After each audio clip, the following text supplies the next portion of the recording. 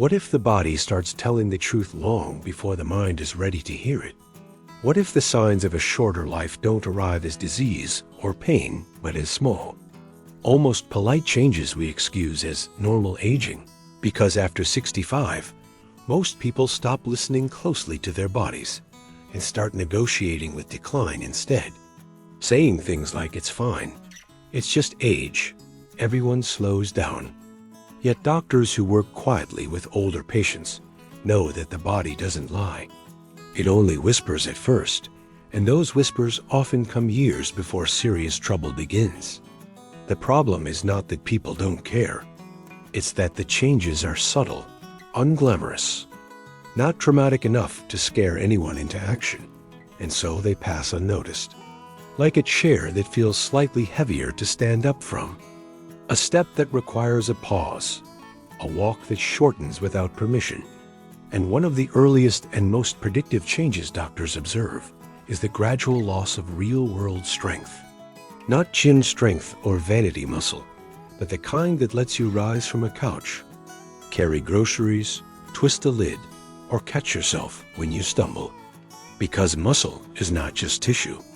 It is protection.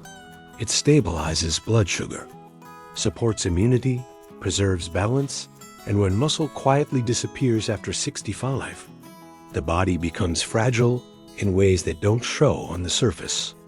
Infections linger longer, wounds heal slower, falls become catastrophic instead of recoverable. And people often don't notice because muscle loss feels like fatigue or stiffness, not danger. Then there's the way a person walks. Something so ordinary, no one thinks to question it. Yet doctors can predict future independence and even lifespan by observing walking speed, stride length, and confidence, because walking is a full-body conversation between the brain, heart, lungs, nerves, and muscles. And when that conversation becomes hesitant or shortened, something deeper is often wrong. Not always disease, but inefficiency, strain, or early neurological decline, and people defend it by saying they're being careful. But careful movement feels deliberate. Weakened movement feels uncertain. And uncertainty grows quietly. Then there is fatigue, the kind that sleep doesn't fix, the kind that turns mornings heavy and afternoons foggy, not dramatic exhaustion, just a constant low battery that drains interest in life itself. Doctors know this often signals that the body is working harder than it should just to maintain normal function. The heart pumping a little less efficiently, oxygen delivery slightly compromised, hormones slowly drifting out of balance. And seniors adapt without realizing it. They cancel trips, shorten days, sit more. Not because they want to, but because energy feels expensive. And then appetite changes creep in.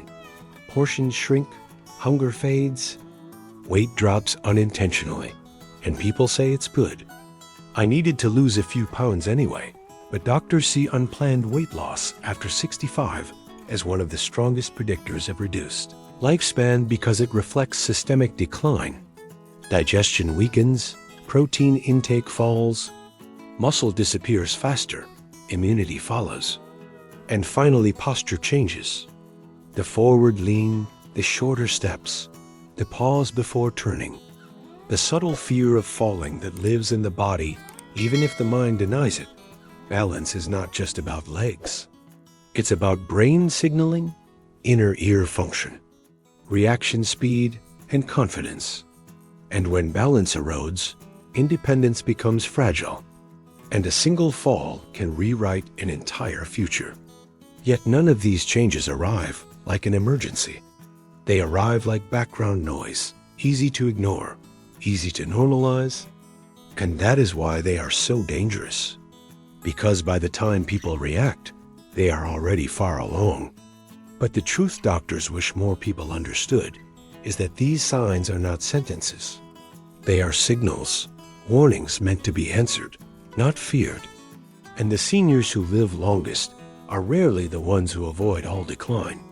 They are the ones who respond early, who notice changes without panic, who rebuild strength slowly, who walk daily with intention, who eat even when appetite fades, who train balance not for fitness but for survival.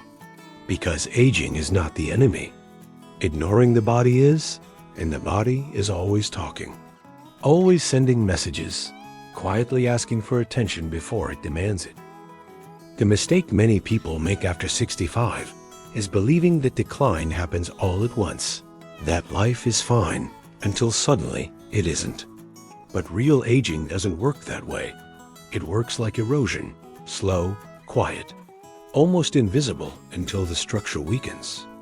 And doctors who have watched thousands of older lives unfold know that longevity is rarely decided by one diagnosis. It's decided by how long a person remains resilient, adaptable, and physically capable of recovering from stress, illness, or injury. Because recovery is the real currency of long life, not perfection. And when the body loses its ability to bounce back, everything becomes dangerous. A cold becomes pneumonia. A slip becomes a fracture. A hospital stay becomes a permanent decline. And that's why those earlier body changes matter so much. Not because they predict death directly, but because they predict loss of resilience. And resilience can be rebuilt if addressed early enough. Yet modern culture teaches seniors to accept weakness instead of challenge it, to rest instead of rebuild, to be careful instead of capable. And doctors rarely have time to explain that careful without strength is a fragile strategy. Strength protects independence. Movement preserves dignity, and awareness buys time. And here's the uncomfortable truth many don't want to hear. The body after 65 needs more intentional care than ever before. Not less. It needs resistance to stay strong, protein to stay functional, movement to stay coordinated, and balance to stay alive. And none of this requires extreme effort or youthful intensity. It requires consistency, attention, and respect for what the body is asking for. Because the body doesn't demand perfection, it asks for participation. And seniors who respond to those early signs don't just live longer, they live wider lives, they travel longer, socialize longer, think clearer, and remain themselves longer. And the tragedy is not that aging brings limits. The tragedy is when people mistake warning signs for inevitability and stop responding altogether. Because the body never stops adapting. It only adapts downward when neglected, upward when challenged gently and consistently. And this is where the conversation must change. From fear to awareness, from denial to curiosity, from this is just how it is, to what is my body telling me now? Because every year after 65 is negotiated, not guaranteed, and the people who negotiate well are not the strongest or luckiest. They are the most attentive. They listen. They adjust. They move, they eat, they rest with purpose. And they refuse to confuse aging with surrender. So the real suggestion doctors would give, if they had the time and honesty, is simple but powerful. Treat every small change as information, not fate. Test your strength. Notice your walk, respect your fatigue. Watch your weight, train your balance, and respond early. Because the body whispers long before it breaks. And those who learn to listen don't just add years to life, they add life to years.